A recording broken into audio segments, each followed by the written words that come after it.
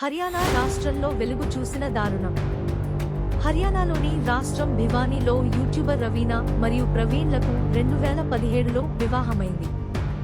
వీరికి ఒక కుమారుడు కూడా ఉన్నాడు.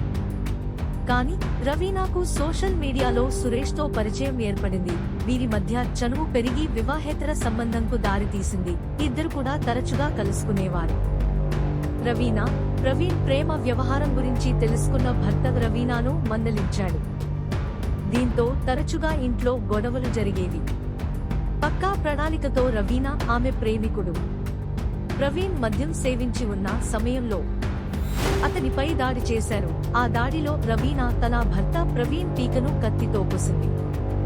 ఆ తర్వాత రాత్రి 2:30 గంటల సమయంలో మృతదేహాన్ని బైకుపై తీసుకెళ్లి నగరం వెలుపల ఉన్న కాలువలో పడేశాడు. పోలీసులు యూట్యూబర్ రవీనా, సురేష్లు బైకుపై ప్రయాణిస్తున్నట్టు, వారి మధ్యలో ప్రవీణ్ మృతదేహం ఉన్నట్టు గుర్తించారు. రవీనాను అదుపులోకి తీసుకుని తమదైన స్టైల్లో విచారణ జరపగా ఈ దారుణం గురించి బయటపెట్టింది. తర్వాత ఆమెను తన భర్త ప్రవీణ్ను హత్య చేసిన ఆరోపణలపై అరెస్టు చేశారు. ఆమె ప్రేమికుడు సురేష్ పరారీలో ఉన్నట్లు పోలీసులు తెలిపారు.